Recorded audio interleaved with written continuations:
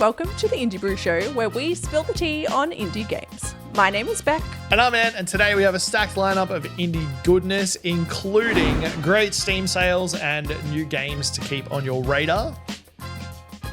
We dive into the controversy surrounding AI use in the game The Alters. My personal opinion, this might be a little bit controversial, but I don't see how using generative AI is any different than, and we judge you based on what milk you put in your coffee. Now, I've got a very particular opinion on soy milk. So grab a cup of your favorite caffeinated beverage and let's get this show on the road. Freshly brewed. Grab a friend and a flashlight. Little Nightmares 3 has finally got a release date, and it's a lot sooner than you think. The next chapter in the beloved horror puzzle platformer series launches on October 10th, bringing its signature eerie aesthetic to PlayStation, Xbox, Switch, and PC. But this time, there's a twist. You won't be trapped alone. For the first time in the series, Little Nightmares 3 is fully playable in online co-op, letting you and a buddy navigate its twisted world together. You'll play as Lo and Alone, two new kids lost in the haunting realm of nowhere. Instead of tagging along with Mono or Six, you'll solve puzzles, avoid monsters, and uncover sinister secrets in a completely new storyline. One that feels unmistakably Little Nightmares. Whether you're a returning fan or stepping into this world for the first time, Little Nightmares 3 is shaping up to be the creepiest couch co-op night of the year, or the most awkward breakup test. Either way, mark your calendar for October 10th. Get ready to clear the runway. Ground of Aces is officially taxiing into early access on July 10, and strategy fans should be paying attention. Set in the thick of World War II, this pixel art management sim puts you in charge of a ragtag airbase behind enemy lines. You're not flying the planes, you're the one keeping them in the sky. That means building out your base from scratch, managing fuel, morale, repairs, and logistics, and making the tough calls when things go sideways. Your pilots, they're relying on you. But this isn't your average strategy game. Ground of Aces blends cozy sim energy with the high-stakes tension of wartime decision-making. It's got charm, it's got grit, and it's shaping up to be one of the more unique management games of the year. If you're into base builders, strategy sims, or just really like the idea of running your own World War II airport, this one is worth watching. Ground of Aces lands in early access July 10th on PC and Mac.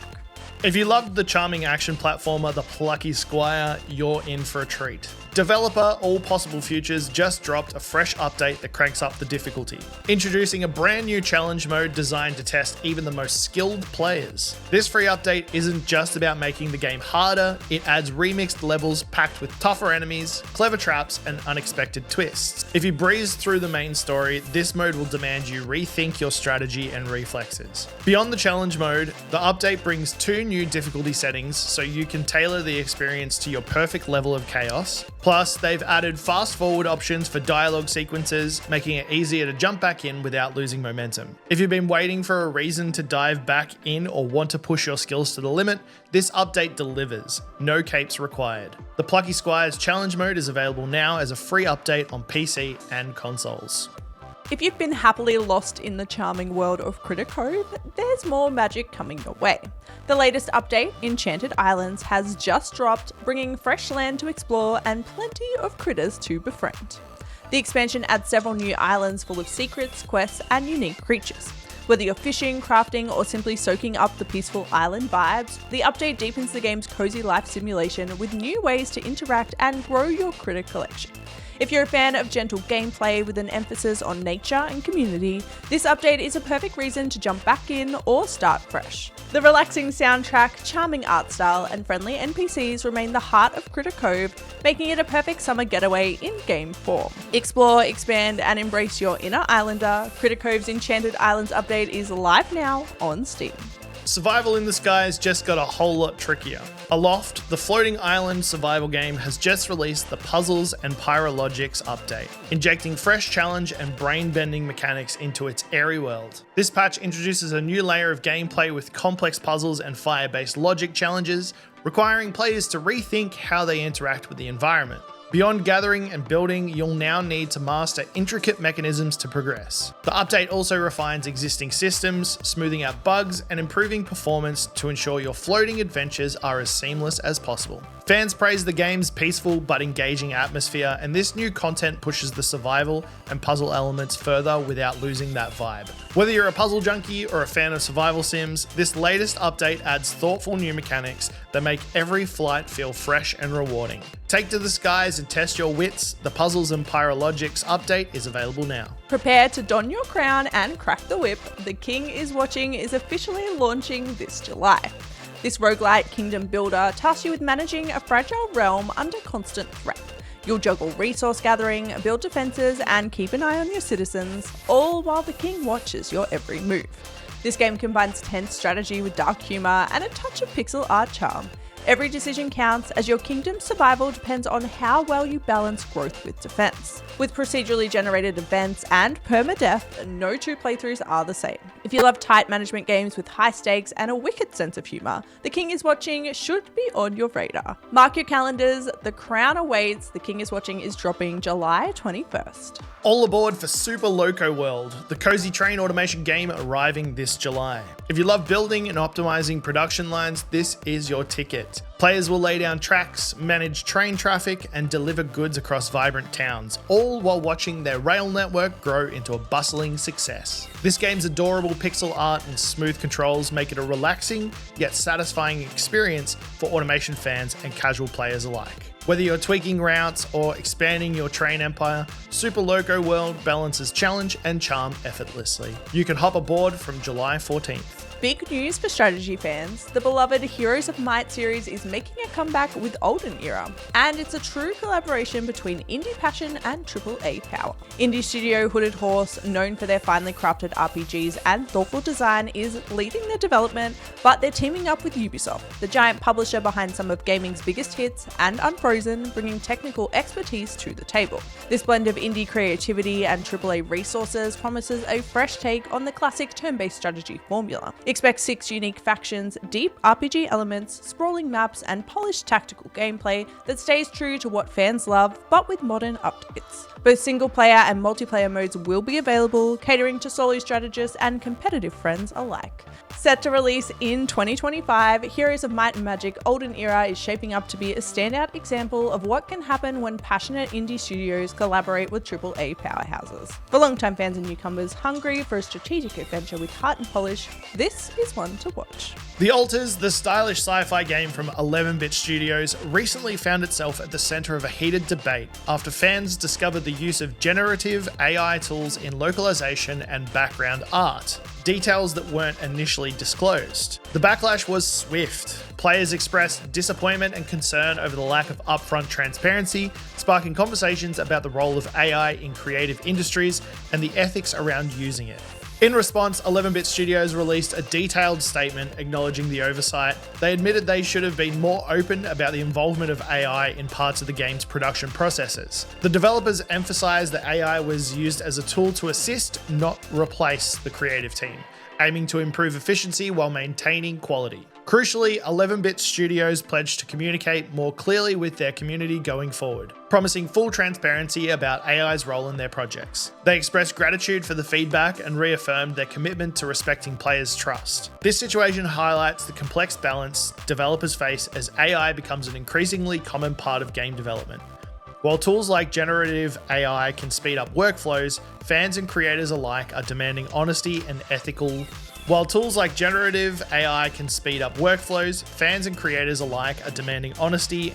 clarity. Whether this controversy will have a lasting impact on the Alters or the broader industry remains to be seen, but it's a clear reminder that transparency is key in today's evolving creative landscape. We will be chatting more about this in the episode Spill the Tea, so stay tuned for a more in-depth look into this story. Get ready, Aussie gamers and creators. AppCon is kicking off this weekend, and it's gearing up to be bigger than ever in 2025. This iconic convention, celebrating all things anime, video games, and pop culture, is set to bring together fans, artists, cosplayers, and industry insiders for a packed weekend of fun, panels, and epic cosplay. This year's lineup promises even more exciting guests, workshops, and activities, including sneak peeks at upcoming indie games, artist alleys bursting with creativity, and cosplay contests that will blow your mind. If you've never been, now is the perfect time to check it out. And for seasoned attendees, AvCon 2025 looks ready to raise the bar once again. Mark your calendars, pack your costumes, and get hyped. AvCon 2025 is on this weekend at the Adelaide Showgrounds.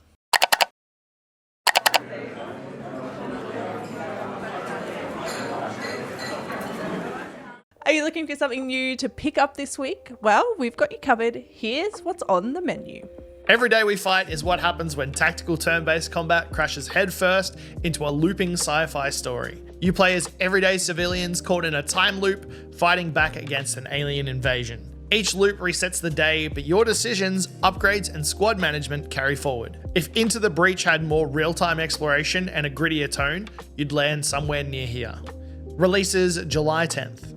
Set up shop on a dusty World War II airfield and get ready to micromanage the chaos. Ground of Aces puts you in charge of a historic airbase, building hangars, organising personnel, maintaining morale, and launching pilots into the skies. It's a cozy little blend of management sim and historical sandbox with gorgeous pixel art and a real focus on the human side of war. This one is heading to early access July 10th.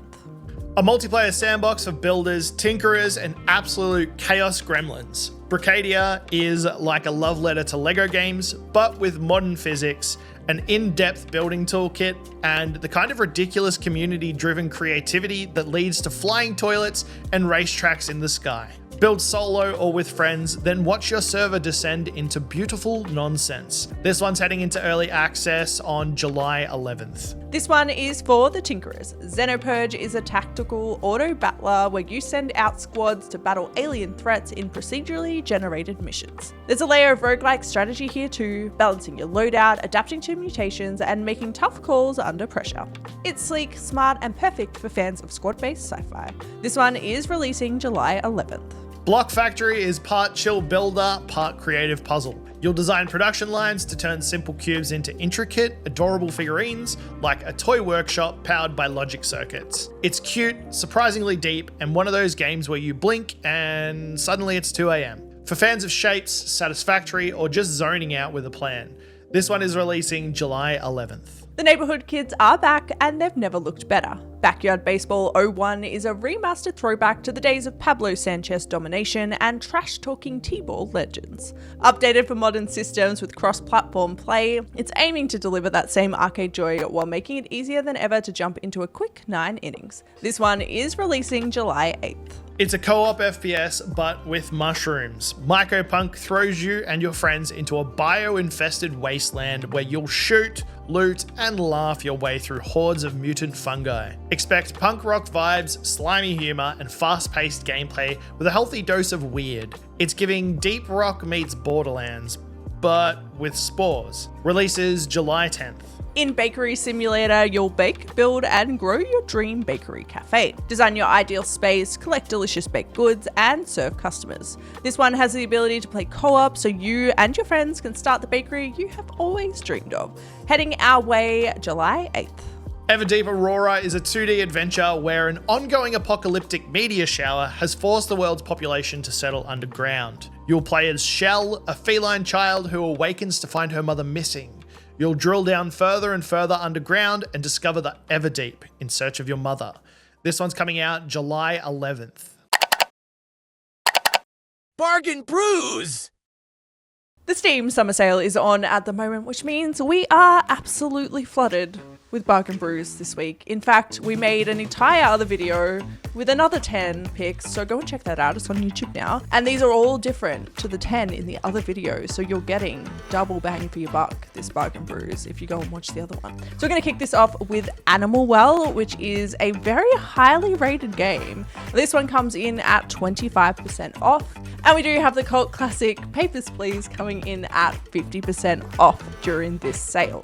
Next up, we've got Deliver Us the Moon, 85% off, which is a massive saving, and Wizard with a Gun for 60% off. And I've got one of the ones that I mentioned on my backlog the other week. Graveyard Keeper, the graveyard management sim, is 80% off. And the life simulation game My Time at Sandrock is 50% off. Next up, we have one of the newer games, Revenge of the Savage Planet, for 50% off.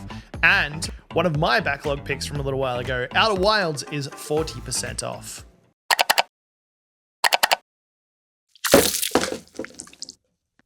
Okay, are you ready for this? Nope, but let's do it. I guess we should probably start off this conversation by explaining the situation of what's happened over the past couple of days. So if you haven't already heard, the game The Alters, which recently came out, I think it was last month, has been accused of using AI assets in their game. And it was picked up by some players, I believe. And pretty much the studio has now come out and made a statement saying that yes, they did actually use AI in some parts of the game, but a very, very small percentage of the game. And basically there's this big conversation going on the internet at the moment about what sort of AI usage is okay in game development. And we thought we'd talk about it because it's an interesting topic, I think. It's a big, very relevant topic at the moment as well, with so many leaps and bounds in AI and generative AI and, you know, AI assistant stuff. It's so much. Yeah. And the conversation keeps coming up. Yes, for sure. So pretty much the studio has put out a statement saying that during production, an AI generated text for a graphic asset, which was meant as a piece of a background texture, was used by one of our graphical designers as a placeholder. And it was never intended to be part of the final release. So that was one of the oversights that they found. And then they also had some licensed movies that the alters can watch in the social area of the base in the game, and these they used AI to translate. Yes. So they used AI to translate, and of course this has been picked up because AI didn't do a very good job of the translations apparently. But they have come out and said what the first instance was a placeholder, and the second, the localization is in process by external localizers, but they just didn't have it ready for launch, so they just used AI as a temporary kind of stop. So I don't know, I kind of feel like this is interesting because they're using AI in their processes, but they didn't really intend to release a game with AI in it. So I guess where do we draw the line of if it's okay or not? Because if you're using it in your processes, is that not the same as releasing a game with AI in it? This is where it gets extremely hard, because so I'm looking at the image right now of one of the areas that they used AI, and the line that gives it away says, "Sure, here's a revised version focusing purely on scientific and astronomical data." So that's the piece that gives it away. Yeah. And there's no arguing that. You can't say, well, no, we just put that in there. That's 100% not. Yeah. And I guess where I think some people are coming from, like, were you intending on keeping it in there and not getting rid of it? Or are you telling the truth and it was a placeholder? I'm seeing a little bit of that come up, right? Yeah. But I feel like using it as a placeholder is not the same as releasing with generative assets. That's my personal opinion. I think when it comes to production and when it comes to the planning process and the development process, there are a lot of tools out there that you use to help you track along, right? It's the same with drawing. You can trace things. You can, some people use templates. Some people use stencils. There's a bunch of things that are tools that you can use to help the design process and move that along. And at the end of it, realistically, you should have a unique piece that isn't copying anyone, but that doesn't take away from the tools. I think it really depends on how you use it as to whether it is, unethical or ethical. Does that make sense? Yeah. I think it's interesting though, because From what I've seen, a lot of the ethical debate is about data being stolen to train these AI models. Yes, yeah. Right? So these AI, generative AI in particular, has been fed, authors writing without their permission, artists' work without their permission, and that's what's trained these AI models. So even using it as a placeholder could technically be unethical because you're still utilizing this tool that was trained on data, right? Yeah. My personal opinion, this might be a little bit controversial, but I don't see how using generative AI is any different than looking at someone else's work and going, oh, I like that style. I want to do something similar. Influence. Exactly. Everyone takes influence from everywhere. I think this is a completely different area. I was watching an interview recently with Brandon Sanderson, who is an author of some of the best fantasy or high fantasy. He is seen as one of the best. And his interview was about his influences, specifically because he calls J.R. Tolkien Granddad Tolkien or Grandpa Tolkien, because majority of his writing is directly influenced from Tolkien. And he said you can see that. There's one area where in Lord of the Rings, there's the Misty Mountains, and in Sanderson's world, there is the Mountains of Mist. That's that's not just being influenced, that's literally taking the name and just changing it to package it for your own thing. But it's, for him, it's giving Tolkien a nod and saying, I respect you, which is completely different than what we're talking about. But what he said is everyone is influenced by something. There are influences in everything that you do. So if you're going to write a fantasy novel, chances are you're influenced by one of the original best, and you're going to take ideas from them. You're just going to, because that's how you got to the point that you're at. And I don't know whether there's a difference between that. I can't see it being a difference, if that makes sense. Yeah. I don't see how it is that wildly different from reading a book, being inspired by that book, writing something similar, and just, how is it that different? Like, we all take influence from everything. There is the well-accepted kind of idea that nothing is original. Every idea has been had before. Every creative thought, every creative thing has been had before. Like, it's very, very rare for something to actually be truly original. And when you take that into context, all generative AI is doing is speeding up the process of turning that concept into something. And I don't see how that is necessarily different. I also would like to say that I think a lot of people who are against using generative AI have not actually tried to make a picture with AI, because, oh my gosh, how difficult is it to actually make something with AI? And it's hilarious. So I work at a school, and some of the kids use AI left, right, and center.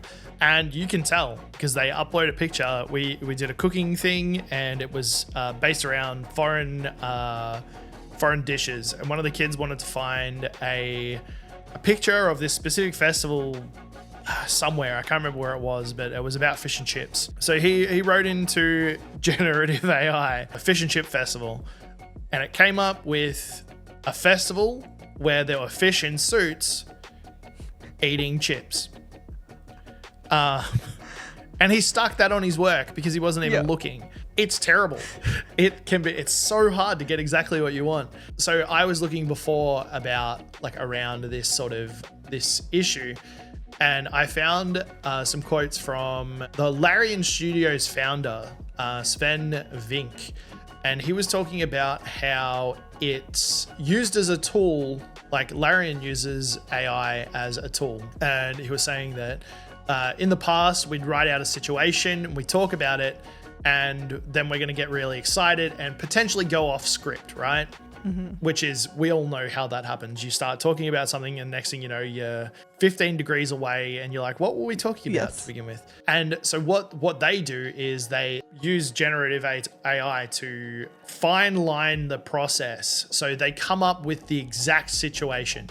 Here's the situation. You give it to the scripter, and all it's doing is just like smoothing the edges basically.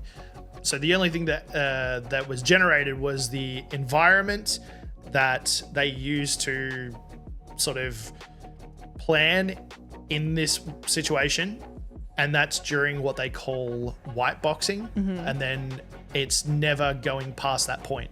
Once it's done and they're happy with the overall concept, then they go into making it by hand. So in that situation, it has never been shipped, right? It's only there to help them design the overall feel of the situation.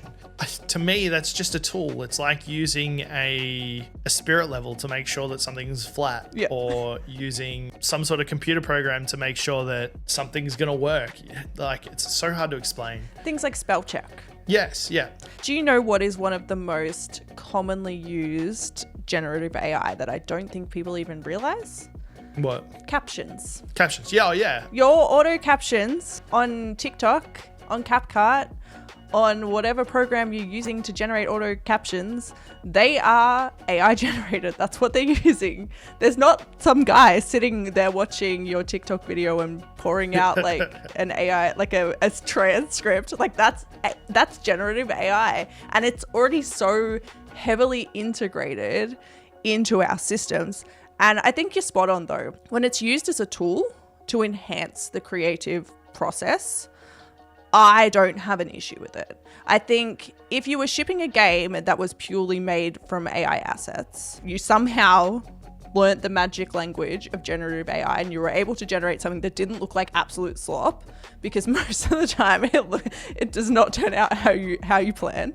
But if you were able to actually do that and ship it, I would have an issue with that, same here. Because I feel like that takes the creativity out of it. However, if you said, you know what, I want to make a game about a cat, but I kind of want a cat in this kind of cartoon style. Hey, I'm going to go to generative AI and I want it to generate me some examples of different styles of cartoon cats just to help me figure out exactly what style I wanted. And you did that and you generated 10 different images and you kind of went, okay, I like this style. I'm going to use it to then generate another 10 images in this style of different positions to help me with referencing my art. And then you went and created something similar based off those concepts that you used AI to generate. I don't think that I don't have an issue with that. I do that without AI. Yeah. I go onto Google Images if I'm drawing. This is not creating characters for anything. Just for fun. I like to draw sometimes. Yep. And if I go, if I want to draw, for instance, I don't know, some sort of cute alien character, I'll go onto Google and I'll type in cute alien characters. And then I'll look through until I find one that I really, really like. And then I will hit that and then go to similar images. And then I'll look across, 20 images or something. And then I'll make a mood board. Not a mood board, but Like a reference board. aesthetic board. Yeah. Yeah. And then I'll use different parts of each one that I like, and then use that to create my own piece. That was something I got from a YouTuber that does pixel art, and he does the same thing. He's got a specific program for it, and it just puts it onto a board, and then you can use all the references. I'm doing the exact same thing. I'm just not doing it as quick as generative AI. Yeah. Or not as specific. Or not, yeah, Because, exactly. Yeah. It's just more tailored. If I was to take the pieces that I asked generative AI to make and then sold it as my own works, I get it. I 100% get that. I do think the issue comes here, going back to the alters situation. The issue comes here when you don't put in all your effort to make sure that you're removing those AI pieces. Another one that's done it recently, I just found out before, is Claire Obscure Expedition 33. Also used generative AI on some of the signposts for the advertisements on the signposts. And it's like, when you get the generative AI to do it exactly how you think it should be done and then place it in the game, that's the hard part, because it's like, is it a placeholder? Well, that's it. And I think like that's the discussion, because I feel like in the alters, it is text placeholding. So they've just generated some text to fill up that graphic, right? Yes, yeah. That I can see, one, how that was missed, because it was such a small thing. It's a background kind of asset. It's not a main feature text or anything like that. So I can kind of see how that was missed. But two, it was text generated and put into the image to have something there to see what it looked like. I can kind of understand that. Using like what Claire Obscure did, using it in that kind of sense to the point where it looks like it is part of the game, I feel like that's pushing it. And I feel like I'm actually curious as to why that wasn't made such a big deal of. Like, yeah, a much kind of more blatant use of it, and it's not been talked about at all, which is really interesting. And I wonder if perhaps because that game has been so successful, more people are willing to overlook something like that and the use of AI in that way, when typically people would be, you know, grabbing pitchforks and torches at that studio. Like, yeah. That's kind of what you'd expect. And then to hear like even Larian Studios, again, another big indie studio using AI in their processes. I guess the other side of it with the alters, and I guess with Claire Obscure as well, that comes into it is Steam actually has a policy that you have to disclose AI use. Okay.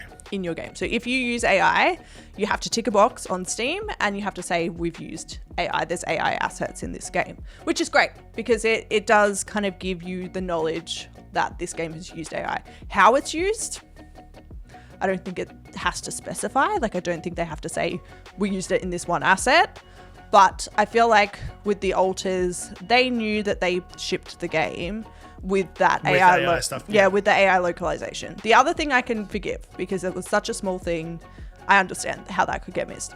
The localization done with AI, they knew that that was occurring. So again, it comes down to the disclosure. Claire Obscure, did they disclose that there was AI in their game? Like, I don't know. It's just an interesting I don't think they did, because it says that, like, looking through like Reddit and a couple other different sites, I don't think it was disclosed, but it was fixed in 1.2.2, where if you have a look at the bug fixes, it says replace the placeholder texture with the correct visual asset.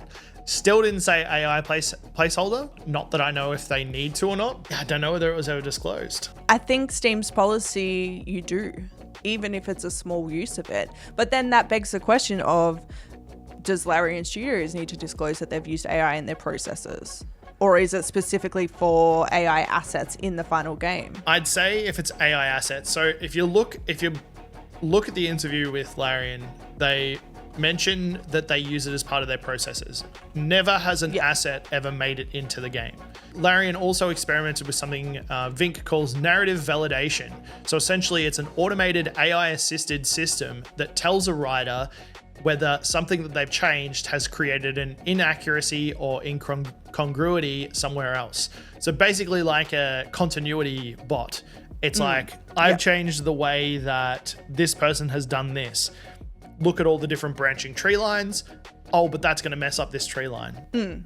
Which I think there's definitely some games that could benefit from this because there's so many loose threads that get left here and there. But that's a good use case. It's analyzing something. It's not creating something. It's analyzing something. That's not generative though, right? No.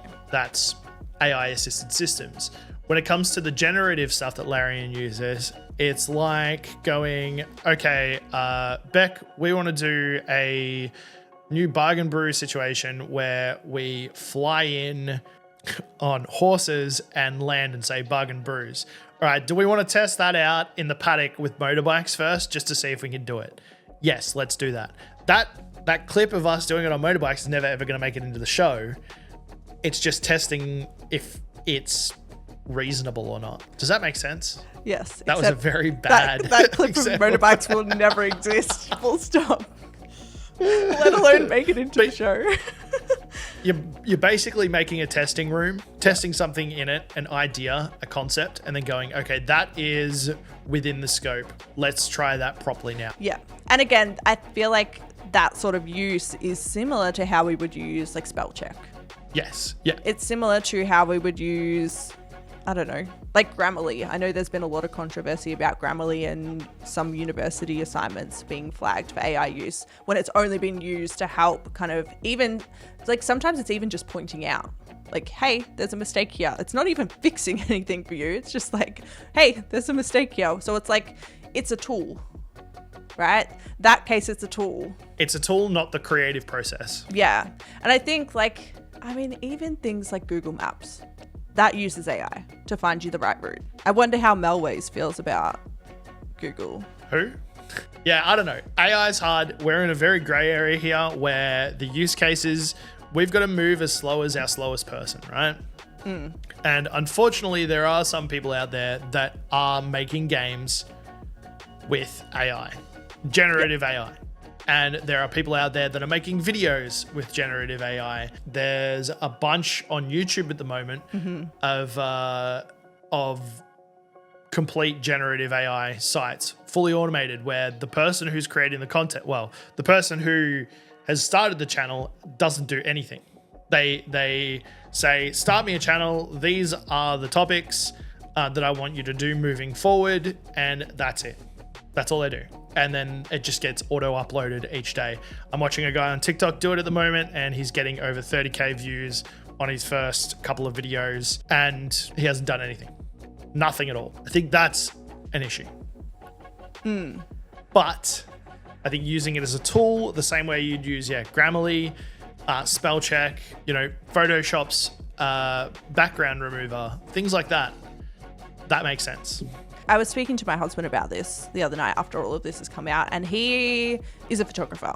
And so we were talking about AI use in photography, and he was talking about how he really loves being able to like remove people from the background of a photo, for example. And he kind of said to me, he's like, yeah, I want to remove people from the background.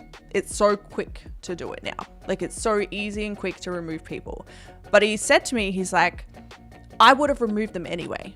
Yeah. It just would have taken me 20 minutes to do instead of 30 seconds. And I think, like, again, using it as a tool to speed up your workflow, I think is completely fine. And in the case where you're doing it anyway, like I was always going to remove those people from the photo. I'm just speeding up the process of doing it. And I think, again, coming back to like creativity, the creativity is knowing that you want to remove those people from the photo. Yeah. AI is the tool that you're using to do it. In that example, if you never intended to make the game, you never intended to make the asset, you never intended to draw the picture, there's the issue. There's the ethical issue. There has been something else that's popped up over the past couple of days. There is a band that's been doing the rounds on Spotify, and it's being claimed that it's an AI generated band. I did see this. Yeah. So the band's called Velvet Sundown, and yeah, they've had like 400,000 listeners, probably more now, knowing that this has gone kind of viral, this whole story. So this is an interesting case as well, because obviously AI generated completely, even down to the social media posts, is interesting. I feel like this is where we need to be fighting, because that like you're not intending to do the work at all.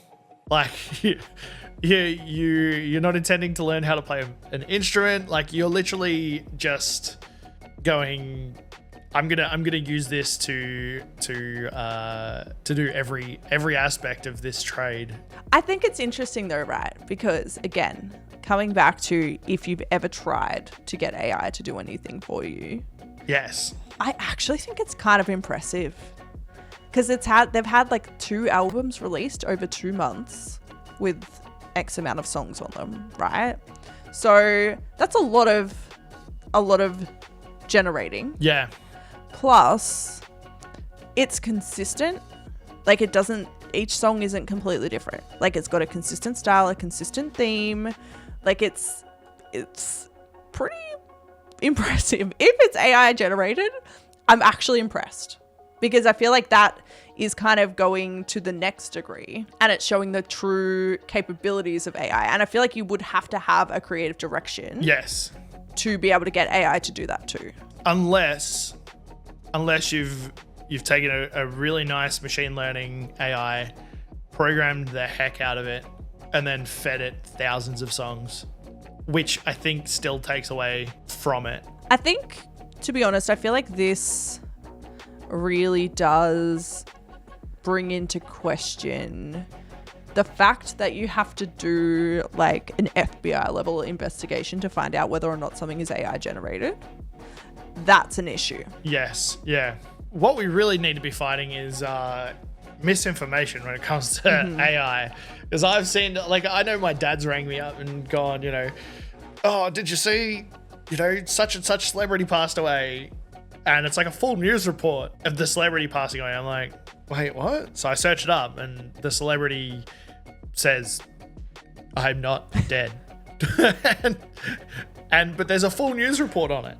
Yeah. That's where we need to be focusing our hatred right there. Yeah, well, it's like this fake news kind of like stuff, I guess. I know a lot of the argument around AI use is that, you know, how can we compete with AI? And there's a lot of people who are like, well, you know, artists are going to lose their jobs. Such and such is going to lose their jobs because we can't compete with AI. I think that's a big part of this ethical kind of conversation. And to be perfectly honest, I don't think competition is a bad thing. And I don't think having to push yourself to be better is a bad thing. So if you are feeling threatened by AI in a creative way because you can't generate 20 YouTube videos or you can't, you know, put out whatever it may be, I feel like that comes back to you feeling insecure about your work and you not feeling like you can compete with AI. Because if you were secure in your work and you were confident in yourself, you would be able to compete with AI. There's the other part of it is most people are always going to be looking for a human touch. Yeah. And our brains know when you look at AI, you can see something's weird. It's just off. Yeah, not in the way of like video game weird, like as in actually weird.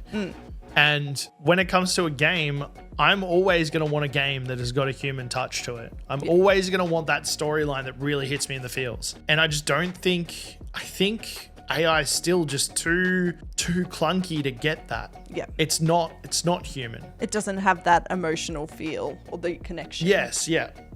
I've read AI stories. I've read like generative AI stories. They come up on YouTube all the time. And you're like, by the end of the story, you're like, wait, what?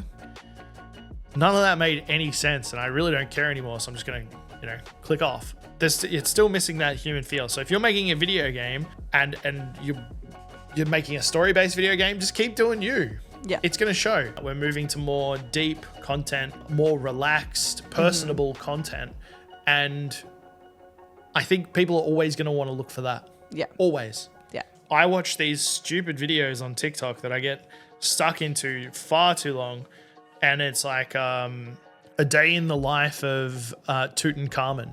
And it's an AI generated video of Tutankhamun walking around. And he's like, you know, hey fam, and going and showing this Egyptian thing. And I'll watch like 2 or 3 of them. And then I'm like, all right, now I need real content. Because that's just weird. So I think we're always going to need that human touch. Always. I have a guilty pleasure of watching Harry Potter style vlogs, the AI generated vlog thing that's going off at the moment. Those. Yeah. And there's Harry Potter ones, and they're actually like really good.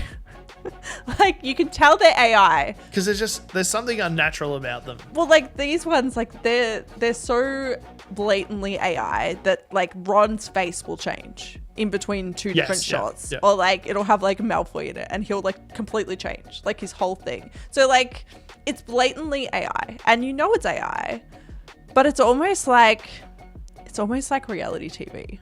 Like sometimes you just need a little bit of trash. It's like the new trash TV is these AI generated vlogs on TikTok that we all love. And I don't know what it is. It's so bad that it's good.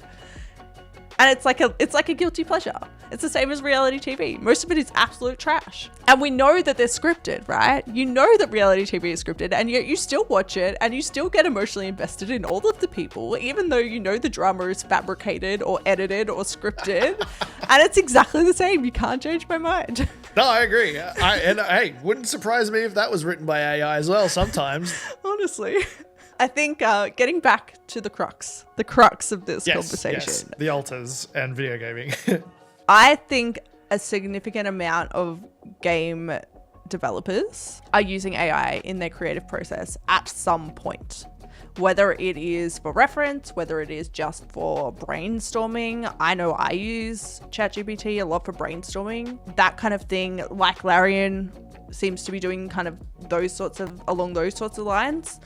I don't have an issue with that. I don't know whether we should have to disclose that, and maybe that would be beneficial just to showcase how much AI is being used in the processes, but not in the final products. I think that is an interesting kind of concept that maybe if it was more well known how much AI is actually being used, and not just in games, but in general, by companies, by, wherever, like across the board, showing where people are using AI and how people are using AI, I think is an interesting kind of thing that maybe people should start being more open with.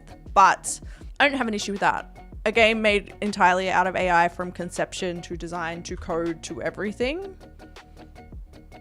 I have an issue with that. Although apparently I have heard that programming, like getting AI to code anything, is just as bad as like trying to get AI to make you a photo.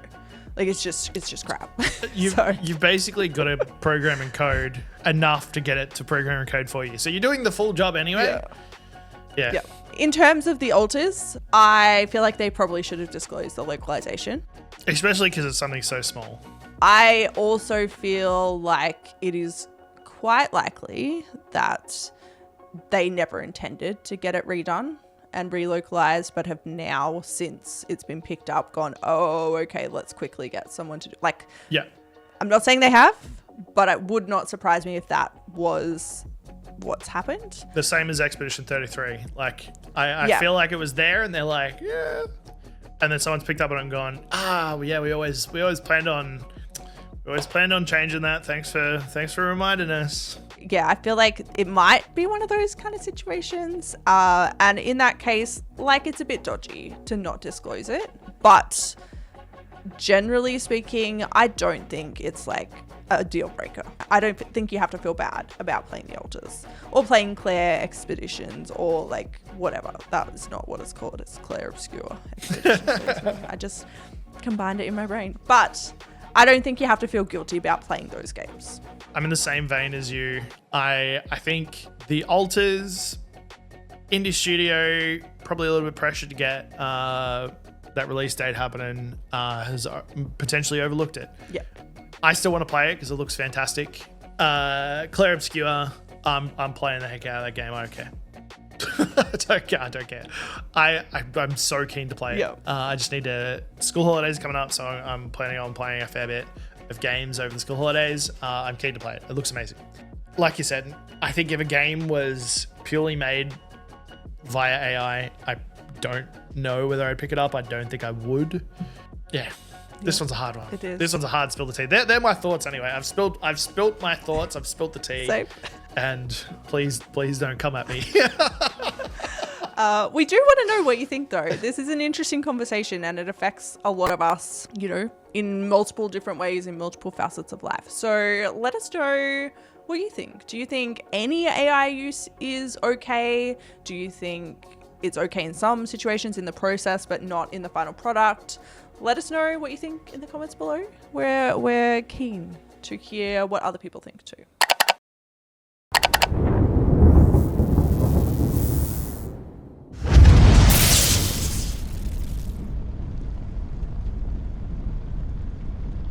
This is games on our backlog we want you to convince us need to get off our backlog.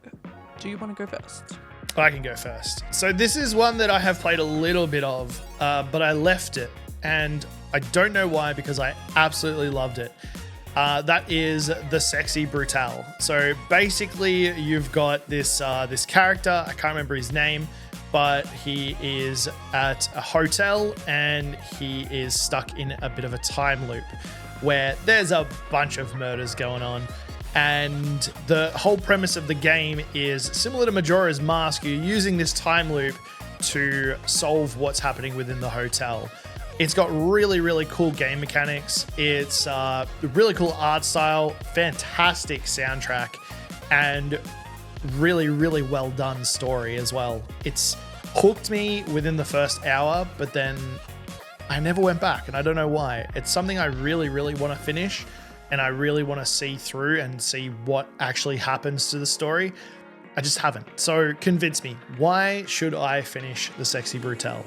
My game this time that I want to get off my backlog is the Monument Valley series. So there are 2 games that are already out, and I believe the third game is out on Netflix, but not on PC, but it's coming out this month on PC, I think, in July. So these are puzzle platformer type games, which are right up my alley. I do love a good puzzle game, not so much the platformers because I suck at them, but that's fine. It seems more puzzle based. They're very well rated, very well loved. And yeah, I bought the first 2 like 2 years ago. The same time I bought Strange Horticulture, I bought the Monument Valley games. And I just haven't played them. So convince me, why should I play the Monument Valley games? Are they any good?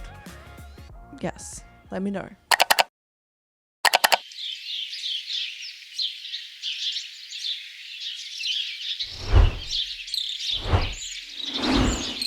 We say there's a lot, but we feel like we're extremely blessed with the amount of games that are coming out, and there is so much to look forward to over the next coming months.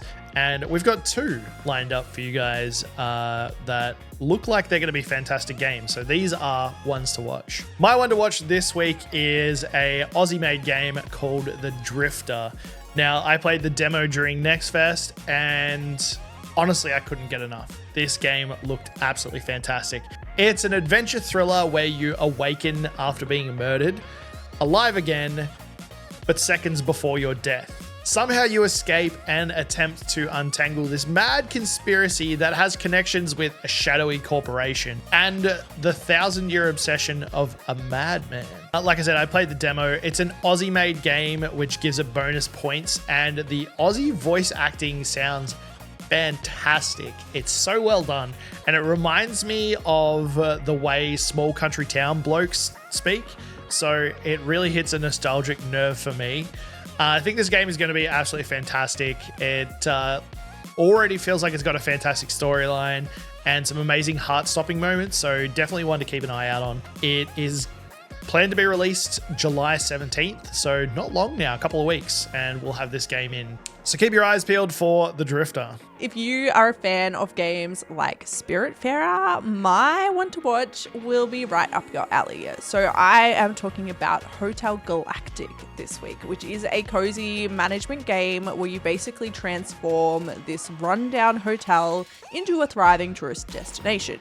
But there also is a spacey twist because it's actually an intergalactic hotel, which is really cool. So this one has kind of Studio Ghibli art vibes going on in there. It's all like stunningly hand-painted visuals and like animations, kind of similar to Spiritfarer aesthetically, I would say, but it's got that cozy management kind of feel. You build and decorate your hotel. There's a whole cast of quirky alien characters in there to interact with, and of course a story to uncover as well.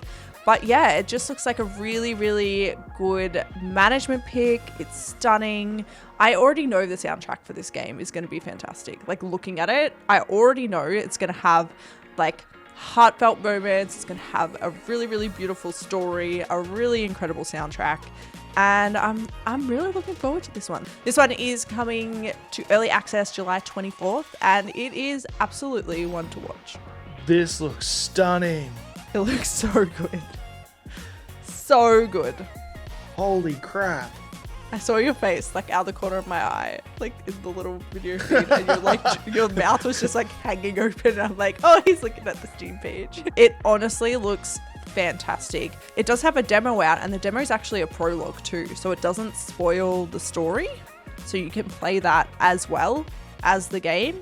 So it's definitely one that is worth playing the demo for too, because it's not going to spoil anything, but it'll give you that kind of sense of what the game is about. So I am so keen for this. I'm on. Looking at the demo now. Taste test. Now it's time to have a look at some games that we've played this week in Taste Test. So this week I was able to check out the 1.1 update for Starvaders, and granted this is actually my first time playing the game in general, so I am experiencing it both as a new game and with the update, and it's fantastic. It's such a cool concept for a deck building roguelike. It takes that deck building core of the game and adds a movement based system around a grid that brings in a whole new style of strategy. Now, I think after this week, I'm going to ban myself from saying this game, but I play a lot of Slay the Spire. Really? I had no idea. When I compare deck builders to games, it's usually that game. And when it comes to Starvaders, it's got all the same feel, all the same movement progression, but with the added movement system, it just brings a whole new level. And I think that is the defining factor of this game. It's the strategy of where to move, when to attack enemies, when to not attack enemies. It's such a really nice strategy rather than just straight up attacks, if that makes sense. It's got some really cool graphics as well. The cartoony style of it really works with the whole like sort of space theme and the more advanced robotic cyber style stuff. It works really, really well. And overall, it's a really solid game. There will be a first hour playthrough of it up on the channel very, very soon, but I really enjoyed it. I thought it was a really good game, and it's actually been placed on my desktop in an area with my other roguelikes that I play regularly, which is a big thing for me. I find that it's hard for me to place new games into that area, so This is one that I want to play a lot more of. There's a couple of different characters, a couple of different builds you can go through, a bunch of relics, some really, really cool cards, and some really cool game mechanics. So definitely worth picking up if you like deck building roguelikes. Do you like deck building roguelikes? I couldn't tell. I don't know. I don't know whether they're for me or not. There is this one game that I really want to try out. It's called Slay the Spire? I haven't heard of that one. This week, and not just this week, but the past couple of weeks, I have been diving into the world of Lens Island.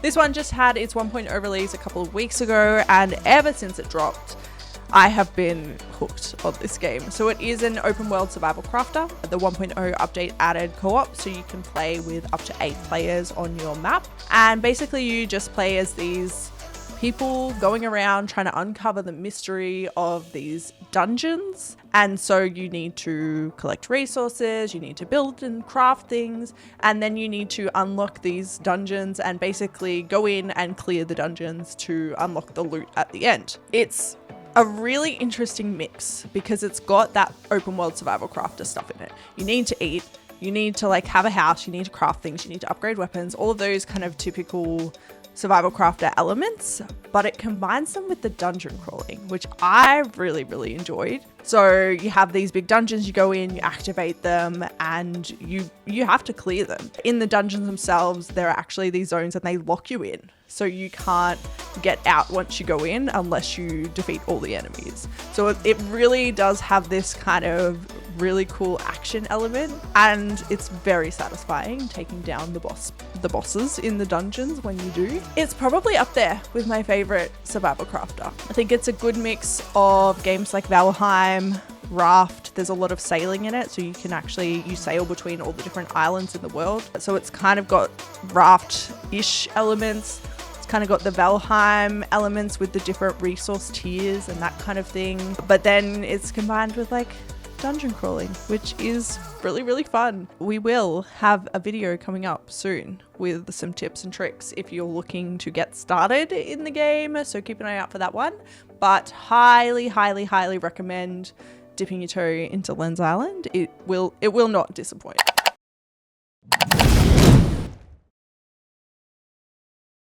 We are doing games based on your alternative milk choices.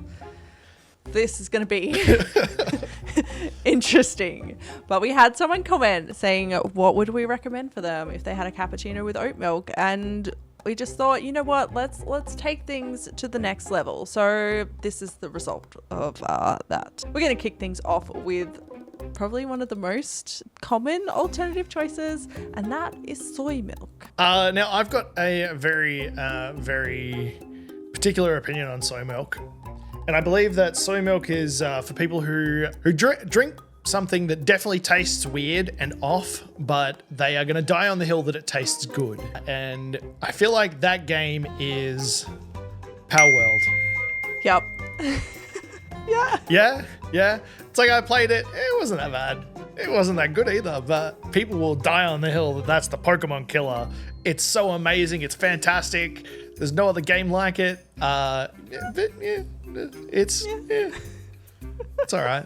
I do think, though, I feel like soy milk drinkers, they're the ones who can't have lactose for whatever reason, right? But lactose-free milk wasn't like a really big option until like probably the last couple of years, really. Like it wasn't a common option. So they had to drink soy milk because that was the only option. And so we're going with an oldie but a classic, because obviously if you're drinking soy milk, you're probably pushing 30 or plus, I would say. And that is Terraria. Oh, nice. Solid game. It's good, but it's a little bit on the old side. And there's other options. It's not. It's like alternate Minecraft, really. Yeah. Let's be honest. Yeah. So, you know. All right. Next up, we've got oat milk, and oat milk. I just feel like it was a fad, and it's for people who like to follow those fads. Mm-hmm. For me, that is Suika game, the fruit matching game where the watermelon pops up. I feel like everyone who played that had seen it on TikTok at some point, downloaded it, played it for about a month, and then moved on. Mm-hmm. And now they're probably playing Good Pizza, Great Pizza, or something. That's Not My Neighbor, or something whatever like that. the latest game is. Yeah, whatever the latest game is. I agree. I feel like oat milk drinkers, like you're not drinking oat milk for the taste. Okay, nobody is drinking oat milk for the taste. They're drinking it because they want to be perceived as being trendy because their friends are drinking oat milk, right? I also feel like oat milk people kind of played the more mainstream stuff. Like they're not out there scouring the internet for the little indie games. So I've gone with Claire Obscure Expedition 33. Oh, yeah, okay, yeah. Because, you know, very popular choice. They've seen their friends play it. Oh, my friends are doing that. I should play that. On trend. On trend. No shade to the game. I think the game's incredible. But I feel like a lot of people are playing it because their friends are playing it. And same with oat milk. Next up, we've got lactose-free milk. Now, this one, I'm pretty simple with this one. I just feel like this is for people who want to drink milk, but they just don't want to feel terrible all day long. They don't want the bloat. Yep. They don't want the extra. They just want something nice and easy to drink. And I feel like that's unpacking. They want a game, but they don't want all the extra stuff. They just want to sit back, relax, and enjoy a game. And I feel like that's unpacking to a T. Yep. I've gone similar. I feel like lactose-free tastes like real milk, right? You can't really tell the difference taste-wise. But I feel like lactose-free, it's like it seems like a normal milk, but there's something different about it. And I feel like the game that goes with that is Dredge. Ah, yes. Yeah. Because at first, Yes. Yeah. it seems normal, right? It's just a cute fishing game. And the next minute, It's not. it's not. It's not. And that is lactose-free milk. Very nice. Yes. Yeah, I agree with that one. Next up, we got skim milk. Now, I feel like skim milk is, it's a milk that you drink when you don't want to drink milk, right? Well, you don't want the added, the extra from the milk. So in that regard, I feel like it's games that make you feel like you're gaming, but you're not. And that would be Candy Crush. I know it's not an indie game, but I feel like people who drink skim milk are those people who have phone games like Candy Crush or those matchup games, and they're like, yeah, I'm a gamer. I'm a hardcore gamer. Yep. Look what level I'm up to on Candy Crush. Look, I've gone very similar. I feel like skim milk is milk with the fun sucked out of it because it's got no fat. It's got no flavor, right? Well, maybe a little bit of flavor, but it's got the fun sucked out of it.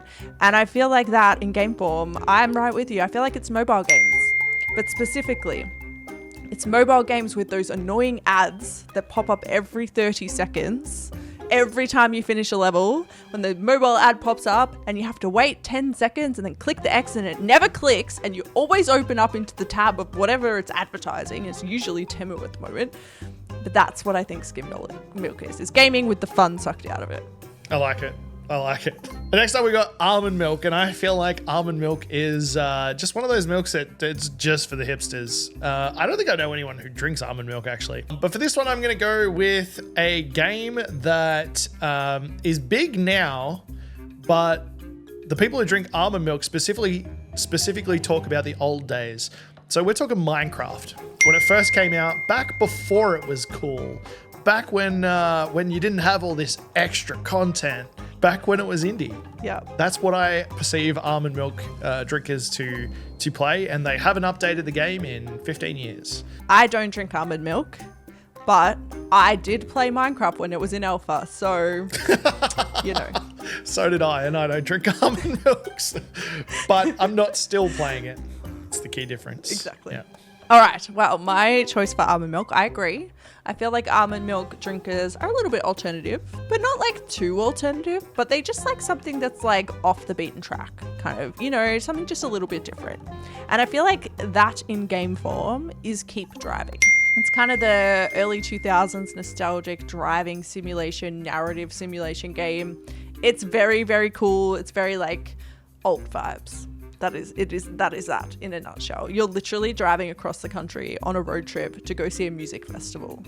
And I feel like that is almond milk to a T. Yep, I get, yeah, actually that gives me almond milk vibes. Does it? Yeah. Mm-hmm. That with a caramel brown suede jacket with tassels hanging off of it. Mm-hmm. Yeah.